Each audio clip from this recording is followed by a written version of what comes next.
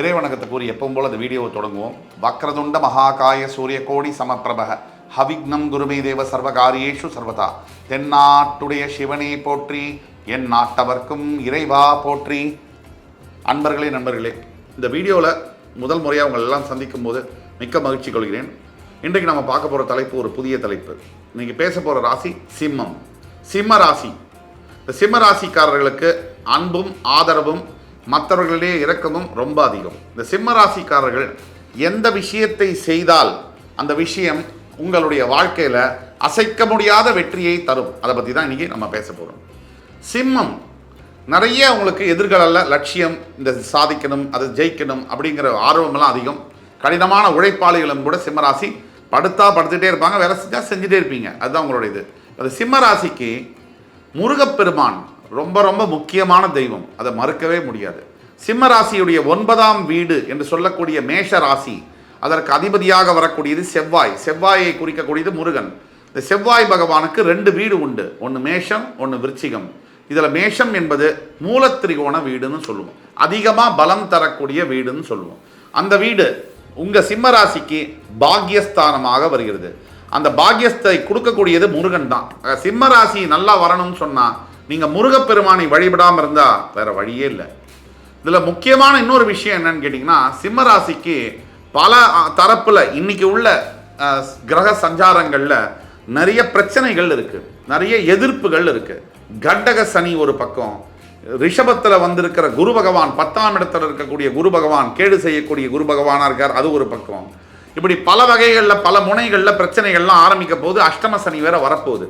இந்த மாதிரி காலகட்டங்களில் முக்கியமான ஒரு விஷயம் இறைவனை பிரார்த்தனை செய்வது. இறைவன் இல்லாமல் ஒன்றுமே நடக்காது. அந்த ஆண்டவன் யார்? உங்களுக்கு ஆண்டவன் இஷ்ட தெய்வம் யார்? முருகப்பெருமான். இந்த முருகனை விட்டுட்டீங்கன்னு சொன்னால் வாழ்க்கையில் ஒன்றுமே இல்லை. பிரத்யட்சமான தெய்வம் முருகன் என்பது நீங்கள் நினைத்ததை நினைத்தபடி நினைத்த நேரத்தில் கொடுக்கக்கூடிய ஒரே கடவுள் முருகப்பெருமான். இந்த முருகனை நம்பினவர்கள் கெட்டு போனதா சரித்திரமே இல்லை. அப்படிப்பட்ட முருகப்பெருமானுடைய ஸ்தலங்கள் எத்தனையோ இருக்கு. 6 படை வீடுகள் இருக்கு. சுவாமிமலை, திருத்தணி, பழமுதிர்ச்சோலை, பழனி, திருச்செந்தூர், இந்த மாதிரி பல ஸ்தலங்கள் இருந்தாலும் கூட ரொம்ப முக்கியமான ஸ்தலம் இந்த 6 படை வீடுகளில் திருச்செந்தூர் முருகன் கோவில். தூத்துக்குடி மாவட்டத்தில் இருக்கக்கூடிய திருச்செந்தூர் முருகன் கோவில் என்பது ரொம்ப பிரசித்தி பெற்றது. அசுரனை வதம் செய்த அந்த திருஸ்தலமானது எதிரிகளை அழித்து விக்டரி, இந்த ஜெயிக்கிறது, ஜெயம் அப்படிங்கிற சிம்பிள் ஆஃப் சக்சஸ், அதை கொடுக்கக்கூடிய ஸ்தலமாக திருச்செந்தூர் முருகப்பெருமானுடைய ஸ்தலம் என்பது விளங்குகிறது. அது ரொம்ப முக்கியமான விஷயம். இந்த திருச்செந்தூர் ஸ்தலத்தில் முருகப்பெருமான் பிரதிஷ்டை செய்த பஞ்சலிங்கம் இருக்கு கர்ப்பகிரகத்துக்கு கீழே. அந்த பஞ்சலிங்கத்தை குகை மாதிரி இருக்கும் கீழே, அந்த குகைக்குள்ளே போகிறதுக்கு அலோவ் பண்ணுறாங்க.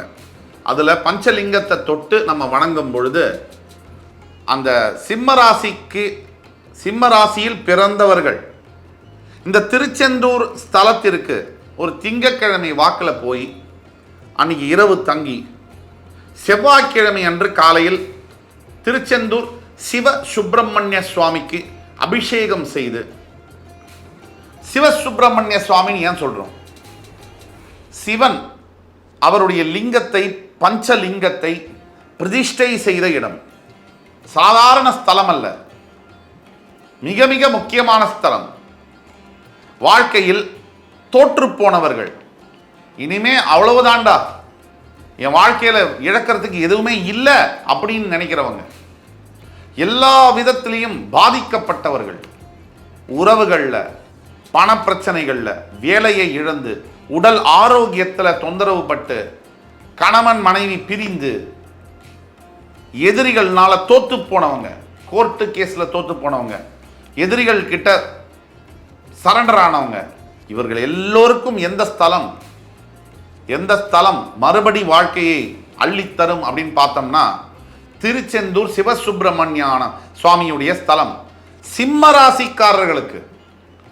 ராசிக்காரர்களுக்கு சார், வாழ்க்கையில் நான் எல்லாத்தையும் இழந்துட்டேன் சார், என்கிட்ட எதுவுமே இல்லை சார், என்னுடைய மனைவி கணவன் என்னோட போயிட்டாங்க, என்னுடைய வேலை இழந்துட்டேன், என்னுடைய மானம் மரியாதை போச்சு, என்னுடைய கௌரவத்தை இழந்துட்டேன், என்னுடைய பணம் எல்லாம் போச்சு, என்னுடைய ஆரோக்கியம் கேள்விக்குறியாக இருக்கு, எதிர்கால வாழ்க்கை கேள்விக்குறியாக இருக்கு அப்படின்னு நினைக்கிறவங்களுக்கு அற்புதமான ஸ்தலம் சிம்மராசி அன்பர்களுக்கு திருச்செந்தூர் சிவசுப்பிரமணிய சுவாமியுடைய ஸ்தலம். இந்த ஸ்தலத்தில் என்ன மகிமை, இது என்ன பரிகாரம்?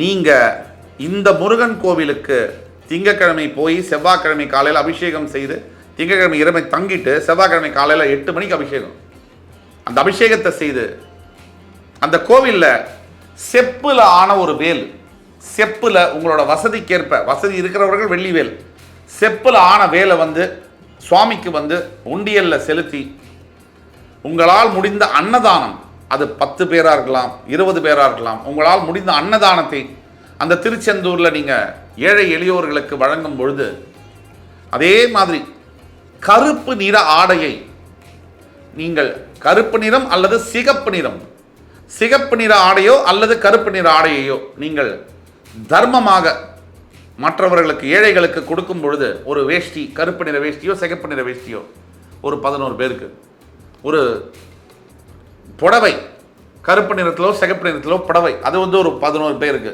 உங்களால் முடிந்த சக்திக்கு எவ்வளோ முடியுமோ அவ்வளோ இந்த மாதிரி அபிஷேகம் செய்து அந்த சிவசுப்பிரமணிய சுவாமியை குறைந்தபட்சம் 21 முறை பிரதட்சணம் செய்து இந்த ஆடையை தானமாக வஸ்திர தானம் செய்து நீங்கள் அந்த பஞ்சலிங்கம் கீழே இருக்கக்கூடிய பஞ்சலிங்கத்துக்கு போய் பஞ்சலிங்கத்தை வழிபட்டு அங்கே இருக்கக்கூடிய விபூதி பிரசாதத்தை எடுத்து வரும் பொழுது உங்கள் வாழ்க்கையில் மிகப்பெரிய மாற்றங்கள் நிகழும். சிம்ம ராசி அன்பர்களுக்கு இன்றைக்கு இருக்கக்கூடிய பிரச்சனைகள், சனியுடைய தாக்கம் சப்தமத்திலிருந்து 10ஆம் இடத்திற்கு வந்திருக்கக்கூடிய குரு பகவானுடைய தாக்கம், தொழில் செய்கிற இடத்துல, வியாபாரம் செய்யக்கூடிய இடத்துல இருக்கக்கூடிய தலை வலிக்கக்கூடிய பிரச்சனைகள் எல்லாத்தையும் விட்டுட்டு ஓடிடலாமா அப்படின்னு நினைக்கக்கூடிய சிம்மராசி அன்பர்களுக்கு இதெல்லாத்துக்கும் மேல வருங்காலத்தில் அடுத்த ஒரு ஆண்டுக்குள்ள அஷ்டம சனி வேற ஆரம்பிக்குது. இந்த நிலையில் முருகப்பெருமான் தான் உங்களை காப்பாற்றக்கூடிய ஒரே தெய்வம். வேலுண்டு வினையில்லை, மயிலுண்டு பயமில்லை இப்படிங்கிற சொல்லிருக்கினங்க நம்ம சேனலோட பேரு ஆஸ்ட்ரோ வேல். முருகன் தான் எங்கே பார்த்தாலும் இருப்பார். அந்த முருகப்பெருமானை நீங்கள் வணங்கி நான் சொன்னபடி 21 பிரதட்சணத்தை செய்து தான தர்மங்களை செய்து வரும் பொழுது உங்கள் வாழ்க்கையில் என்ன நடக்கும், இந்த பரிகாரத்தை செய்தால் எண்ணி ஒரு 10 நாளைக்குள்ள தொழிலில் வந்து நினைச்சு பார்க்க முடியாத அளவிற்கு தன்னால முன்னேற்றங்கள் நிகழும்.